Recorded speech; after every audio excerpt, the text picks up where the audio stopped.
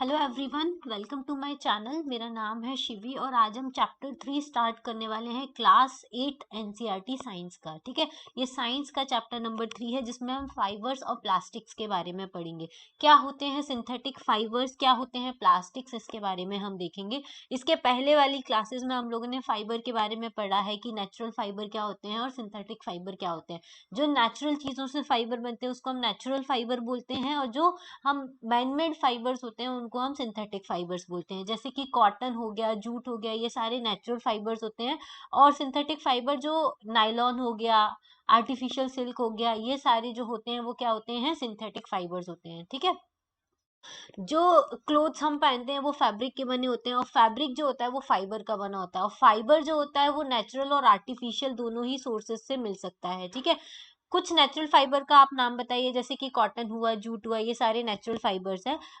Fibres का use जो होता है वो large variety of house hold articles बनाने में किया जाता है। जैसे कि आप घर में क्लोथ्स बनाते हैं, ठीक है, आपके बेडशीट्स हो गए, आपके ब्लैंकेट्स हो गए, ये सब किसके बने होते हैं, फाइबर के बने होते हैं। ठीक है, नेचुरल फाइबर देखो, कुछ नेचुरल फाइबर्स को सेपरेट करना आर्टिफिशियल फाइबर से। तो नेचुरल फाइबर जो नेचर से मिलते हैं, जैसे कि कॉटन हो गया, जूट हो गया।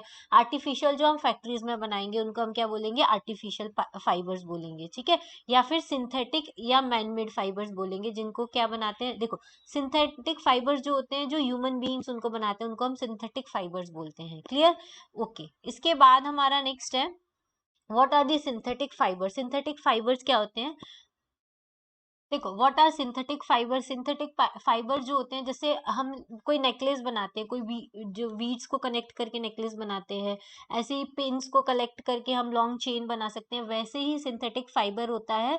वो क्या होता है, एक चेन ऑफ स्मॉल यूनिट्स को ज्वाइन करके बनता है। हर स्मॉल यूनिट जो होती है वो एक क्या होती है, केमिकल सब्सटेंस होती है, उसी का वो सिंथेटिक फाइबर होता है। इन सारी स्मॉल यूनिट्स को कंबाइन करके ही हम लार्ज सिंगल यूनिट बनाते हैं, जिसको हम क्या बोलते हैं, पॉलीमर बोलते हैं। पॉलीमर जो है वो एक ग्रीक वर्ड से लिया गया है, जिसका मतलब होता है, पॉली का मतलब होता है मैनी, मर का मतलब होता है यूनिट और छोटा छोटा पार्ट। तो बहुत सारे छोटे पार्ट्स को कलेक्ट करके बड़ा पार्ट बनाया जाता है, उसको हम पॉलीमर बोलते हैं या फिर सिंथेटिक फाइबर होते हैं। ठीक है, तो पॉलीमर क्या होती है, बहुत सारी रिपीटेटिंग यूनिट से मिलके बना होता है। पॉलीमर जो होता है वो नेचर में भी हमको मिलता है, जैसे कि हमारा कॉटन। कॉटन जो है वो पॉलीमर का एग्जाम्पल है, क्योंकि कॉटन में क्या होता है, सेल्यूलोज होता है और सेल्यूलोज जो होता है वो large number of glucose unit से मिलके बना होता है। ठीक है, टाइप्स ऑफ सिंथेटिक फाइबर, हमने क्लास 7th में देखा था कि जो सिल्क फाइबर है वो सिल्क वॉर्म से बनता है और ये चाइना में डिस्कवर किया गया था। ठीक है, फिर जो फैब्रिक ऑब्टेन्ड होता है सिल्क फाइबर, वो बहुत ज्यादा कॉस्टली होता है, लेकिन इसका टेक्सचर जो होता है वो बहुत ब्यूटीफुल होता है, इस वजह से लोगों को फैसिनेट करता है। तो इस वजह से एक अटेम्प्ट किया गया कि सिल्क को हम क्या बनाए, आर्टिफिशियली बनाए, और 19th सेंचुरी में वो कंप्लीट भी हो गया। साइंटिस्ट ने डिस्कवर भी कर लिया कि हमको आर्टिफिशियली फाइबर को कैसे बनाना है। तो एक फाइबर उन्होंने ऑब्टेन किया जिसकी प्रॉपर्टी सिमिलर है, थी किसकी, सिल्क के सिमिलर थी। कैसे वो फाइबर बनाया गया, केमिकल ट्रीटमेंट किया गया वुड पल्प के साथ। वुड पल्प के साथ केमिकल ट्रीटमेंट के बाद एक फैब्रिक बना जिसको हम क्या बोलते हैं, रेयॉन बोलते हैं या फिर आर्टिफिशियल सिल्क भी बोलते हैं। इसका जो टेक्सचर होता है वो सिल्क की तरीके से होता है। रेयॉन जो है उसको आर्टिफिशियल सिल्क बोला जाता है या फिर सिंथेटिक फाइबर बोला जाता है, लेकिन ये एक नेचुरल सोर्स से बना होता है, मतलब कि वुड पल्प से बना होता है, लेकिन ये मैनमेड फाइबर है, इस वजह से इसको सिंथेटिक फाइबर बोलते हैं। ये चीपर होता है सिल्क के कंपैरिजन में और सिल्क फाइबर की तरह दिखता है। इसमें बहुत ज्यादा वाइड वैरायटी ऑफ कलर से आप डाई कर सकते हैं। रेयॉन को आप जब कॉटन के साथ मिक्स करते हैं तो उससे आप क्या बना सकते हैं, बेडशीट्स बना सकते हैं।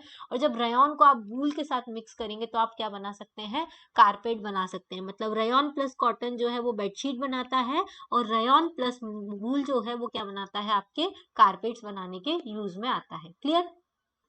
अब दूसरा जो सिंथेटिक फाइबर है वो है नाइलॉन। ये भी मैनमेड फाइबर है, 1931 में बनाया गया था, नेचुरल रॉ मटेरियल्स का यूज करके किया गया था। ठीक है, प्लांट्स और एनिमल, मतलब इसमें प्लांट्स और एनिमल्स का रॉ मटेरियल यूज नहीं किया था, ये कोल से, वाटर से और एयर से बनाया गया था। ये तीन सब्सटेंस का यूज करके नाइलॉन बनाया गया। ये फर्स्ट फुल्ली सिंथेटिक फाइबर है, इसमें कुछ भी रॉ मटेरियल यूज नहीं हुआ है, ना ही प्लांट का ना ही एनिमल्स का। ठीक है, नाइलॉन फाइबर जो होता है वो बहुत ज्यादा स्ट्रॉन्ग होता है, इलास्टिक होता है और लाइट होता है। साथ में लस्ट्रस भी होता है, इजी टू वॉश होता है, इस वजह से बहुत ज्यादा पॉपुलर है, क्लोथ्स बनाने के काम में आता है। नायलॉन से क्या क्या बनाया जाता है, तो सॉक्स बनाए जाते हैं, रोप्स बनाए जाते हैं, टेंट्स बनाए जाते हैं, tooth brushes, car sheet belt, sleeping bags और कर्टेन्स बनाए जाते हैं। ये सब किसके बने होते हैं, नायलॉन के बने होते हैं। और नायलॉन का थ्रेड जो होता है वो स्टील के थ्रेड से भी ज्यादा स्ट्रॉन्गर होता है। देखो पहेली क्या बोल रही है, ये बूझो है, ये क्या है, ये बोल रहा है कि नायलॉन फाइबर रियली इतना स्ट्रॉन्ग होता है that we can nylon parachute in the ropes for the rock climbing. हाँ, तो नायलॉन फाइबर जो होता है वो बहुत ज्यादा स्ट्रॉन्ग होता है, मतलब स्टील वायर से भी ज्यादा स्ट्रॉन्गर होता है, इस वजह से इसके पैराशूट्स और रॉक क्लाइंबिंग के लिए रोप्स बनाए जाते हैं। ठीक है, अब आपको कैसे स्ट्रेंथ चेक करनी होती है किसी फाइबर की, तो एक पेन में वेट लेके क्या करना है, थ्रेड से लिफ्ट करना है और उसमें जितना आप वेट ऐड करते जाएंगे तो उससे आपको इसकी स्ट्रेंथ पता चलती जाएगी। एक वेट ऐसा आएगा जिसपे वो थ्रेड ब्रेक हो जाएगा, तो जहां पे वो थ्रेड ब्रेक होगा वो ही इंडिकेट करेगा कि फाइबर की कितनी स्ट्रेंथ है। क्लियर, तो ऐसे आप क्या कर सकते हैं, फाइबर की स्ट्रेंथ कैलकुलेट कर सकते हैं। अब पॉलिएस्टर और एक्रिलिक, ये भी एक क्या है, सिंथेटिक फाइबर है। पॉलिएस्टर जो है वो अनदर सिंथेटिक फाइबर है। फैब्रिक जो बना होता है इस फाइबर से doesn't get wrinkled easily. Polyester का फैब्रिक जो होता है वो कभी भी रिंकल्ड नहीं होता है, ये हमेशा क्रिस्प रहता है, इजी टू वॉश होता है और बहुत सुटेबल होता है ड्रेस मटेरियल बनाने के लिए। इसलिए आप बहुत सारे लोगों को पॉलिएस्टर की शर्ट्स पहने हुए देखते हैं, ड्रेसेस पहने देखते हैं। टेरिलीन जो है वो एक इम्पॉर्टेंट पॉलिएस्टर है, पॉलिएस्टर का ही टाइप है। इसको बहुत फाइन फाइबर्स में कन्वर्ट किया जा सकता है और इसको यान की तरह ही वूवन किया जा सकता है। My mother always buy PET bottles, PET jars, storage के लिए पीईटी बॉटल्स और पीईटी जार्स यूज किए जाते हैं। पीईटी क्या होता है, पॉली एथिलीन टेरिप्थलेट होता है। ठीक है, पॉली एथिलीन टेरिप्थलेट होता है। इसमें वेरियस फैमिलियर फॉर्म ऑफ पॉलिएस्टर्स होते हैं। ये यूज किया जाता है बॉटल्स बनाने में, यूटेंसिल्स बनाने में, फिल्म्स बनाने में एंड वायर्स बनाने में। ठीक है, और अदर यूजफुल प्रोडक्ट्स भी बनाए जाते हैं पीईटी के। Clear, look around and make a list things of the polyester. देखो पॉलिएस्टर एक्चुअल में क्या होता है, पॉली प्लस एस्टर, ये actually repeating unit of chemical substance ester का बना होता है। एस्टर क्या होता है, ये जो केमिकल होता है वो फ्रूट्स को स्मेल देने का काम करता है। ठीक है, फैब्रिक्स जो इसके नेम से सेंड होते हैं वो होते हैं पॉलीकॉट, पॉलीबूल, टेरिकॉट, ये सब किसके बने होते हैं, पॉलिएस्टर्स के बने होते हैं। ठीक है, नेम जैसा कि बताता है कि ये mixing of two types of fibre से बनाता है। पॉलीकॉट मतलब पॉलिएस्टर एंड कॉटन से मिला होता है, पॉलीबूल मतलब पॉलिएस्टर एंड बूल का मिक्सिंग है। ठीक है, तो दो टाइप की मिक्सिंग होती है इसमें पॉलिएस्टर के फैब्रिक में। Clear, we wear sweaters and shawls और the blankets in the winter, हम विंटर में ये सब पहनते हैं। तो ये एक्चुअल में नेचुरल वूल के नहीं बने होते, क्योंकि नेचुरल वूल जो होती है वो बहुत ज्यादा कॉस्टली पड़ती है। तो ये सब जो फाइबर होते हैं वो सिंथेटिक फाइबर एक्रेलिक के बने होते हैं। ठीक है, ये the wool obtain from the natural sources quite expensive होती है, इस वजह से जो क्लोथ्स बने होते हैं वो एक्रेलिक के बने होते हैं, क्योंकि ये रिलेटिवली चीप होती है वूल के कंपैरिजन में, और उसमें वैरायटी ऑफ कलर्स को आप ऐड कर सकते हैं। और ये बहुत ज्यादा ड्यूरेबल होती है, अफोर्डेबल होती है और लोगों में पॉपुलर भी है as compare to the natural fibres, क्योंकि इसमें नंबर ऑफ कलर्स ज्यादा हम डाल सकते हैं। क्लियर, चलो अब इसके डिसएडवांटेजेस क्या हैं, आपने ऑलरेडी देखा हुआ है कि अगर नेचुरल और सिंथेटिक फाइबर की बर्निंग की वजह से क्या इशू होता है, जो सिंथेटिक फाइबर होता है वो बर्न होके मेल्ट हो जाता है, मेल्ट होके आपकी बॉडी के ऊपर स्टिक हो जाएगा हीट होने के बाद। ये सबसे बड़ा डिसएडवांटेज है सिंथेटिक फाइबर का। तो अगर सिंथेटिक फाइबर में अगर बर्निंग हो जाती है तो वो डिजास्टर क्रिएट कर सकता है, पूरा जो फैब्रिक है वो मेल्ट होके आपकी बॉडी पे स्टिक कर सकता है और वो बहुत ज्यादा हार्म पहुंचा सकता है आपकी बॉडी को। इस वजह से देखो पहेली बोल रही है, oh now I understand why my mother never bears the polyester clothes while working in the kitchen. ठीक है, किचन में अगर आग लग गई तो पूरा का पूरा फैब्रिक मेल्ट होकर उसकी बॉडी से स्टिक हो जाएगा, तो ज्यादा हार्मफुल होगा उनके लिए। सारे सिंथेटिक फाइबर जो होते हैं वो नंबर ऑफ प्रोसेस से बने होते हैं, raw materials of petroleum origin की। ठीक है, इसलिए इनको हम क्या बोलते हैं, पेट्रोकेमिकल्स बोलते हैं। सारे पेट्रोलियम ओरिजिन के प्रोडक्ट को ही सिंथेसाइज करके बनाया जाता है, जिनको हम पेट्रोकेमिकल्स बोलते हैं। अब कैरेक्टरिस्टिक्स क्या होती है सिंथेटिक फाइबर्स की, देखो सिंथेटिक फाइबर्स जो होते हैं उनकी यूनिक कैरेक्टरिस्टिक्स होती हैं, इस वजह से ये बहुत ज़्यादा पॉपुलर है ड्रेस मटेरियल बनाने में। वे इजीली ड्राई अप हो जाते हैं, ड्यूरेबल होते हैं, लेस एक्सपेंसिव होते हैं, रेडीली अवेलेबल होते हैं और इजी टू मेंटेन होते हैं। इस वजह से लोग क्या करते हैं, सिंथेटिक फाइबर को ज़्यादा यूज करते हैं। Take two clothes of the same size रफली half a metre square each. अब देखो आपको कंपेयर करना है कौन कौन से, नेचुरल फाइबर को और सिंथेटिक फाइबर को। अगर आप उसको पानी में सोक करते हो तो आपको देखना है कौन ज्यादा पानी ले रहा है, कौन कम पानी ले रहा है, कौन कितना जल्दी सूख रहा है, कौन कितना लेट सूख रहा है। तो ये आपको कंपेयर करना है, तो आपको पता चलेगा कि जो सिंथेटिक फाइबर है वो नेचुरल फाइबर के कंपैरिजन में ज्यादा ड्यूरेबल होता है, ज्यादा पानी सोक नहीं करता है, कम पानी सोक करता है और जल्दी ड्राई अप हो जाता है। ठीक है, तो ये सारी चीजें आपको होती है। उसके अलावा उसकी ड्यूरेबिलिटी, कॉस्ट क्या पड़ेगी, मेंटेनेंस क्या है, ये सब आपको कंपेयर करना है नेचुरल फाइबर के साथ। ठीक है, चलिए नेक्स्ट है अब हमारा प्लास्टिक्स क्या होते हैं। प्लास्टिक्स आप हमेशा देखते हैं, प्लास्टिक्स हमेशा दो टाइप के होते हैं, एक तो लीनियर प्लास्टिक्स होता है, एक क्रॉस लिंक्ड प्लास्टिक अरेंजमेंट होता है प्लास्टिक। अब देखो ये क्या होता है, मैं आपको बताती हूँ। प्लास्टिक हमेशा क्या होता है, पॉलीमर होता है, लाइक सिंथेटिक फाइबर की तरह होता है। इसमें प्लास्टिक में कुछ अरेंजमेंट होता है, इसको लीनियर जब अरेंजमेंट होता है और दूसरा होता है क्रॉस लिंक्ड अरेंजमेंट होता है। प्लास्टिक आर्टिकल्स जो होते हैं वो सारे पॉसिबल शेप्स में अवेलेबल होते हैं, सारे साइजेस में आपको मिल जाएंगे प्लास्टिक में। ठीक है, इनफैक्ट ये जो प्लास्टिक होता है ना वो इजीली मोल्डेबल होता है, तो आप इसको किसी भी फॉर्म में आप कन्वर्ट कर सकते हैं। प्लास्टिक को आप रिसाइकल कर सकते हैं, रीयूज कर सकते हैं, कोई बार कलर कर सकते हो, मेल्ट कर सकते हो, इसको रोल कर सकते हो इनटू नंबर ऑफ शीट्स, और वायर्स में भी इसको कन्वर्ट कर सकते हो। ठीक है, इसलिए इसका वेराइटी ऑफ यूज आपको देखने को मिलता है। क्लियर। अब पॉलीथीन क्या होता है, पॉली प्लस इथीन से मिलके बना होता है, ये भी एक एग्जांपल है प्लास्टिक का। ये कॉमनली पॉलीथीन बैग्स बनाने के लिए होता है। Try to bend a piece of the plastic yourself, क्या आप प्लास्टिक को इजीली बेंड कर सकते हो। यू विल ऑब्जर्व दैट कि कुछ आर्टिकल्स होते हैं वो इजीली बैंड हो जाते हैं, और कुछ आर्टिकल होते हैं जिनको अगर हम फोर्सफुली बैंड करें तो वो क्या हो जाते हैं, टूट जाते हैं। तो दो तरीके की प्लास्टिक्स होते हैं। और इवन हम कुछ प्लास्टिक बॉटल्स होती हैं जिसमें अगर हम गर्म पानी डालें तो वो क्या हो जाती है, डीफॉर्म हो जाती हैं। तो ऐसी प्लास्टिक जो इजीली डिफॉर्म हो जाती है हीटिंग करने पर या फिर बेंट हो जाती है इजीली, इनको हम क्या बोलते हैं, थर्मोप्लास्टिक बोलते हैं। ठीक है, polythene and PVC some example है थर्मोप्लास्टिक्स का। इन्हीं का हम क्या बनाते हैं, टॉयज बनाते हैं, कॉम बनाते हैं, बहुत सारे कंटेनर जो है वो थर्मोप्लास्टिक के बनाए जाते हैं। दूसरा एक और प्लास्टिक होता है जिसको हम बोलते हैं थर्मोसेटिंग प्लास्टिक।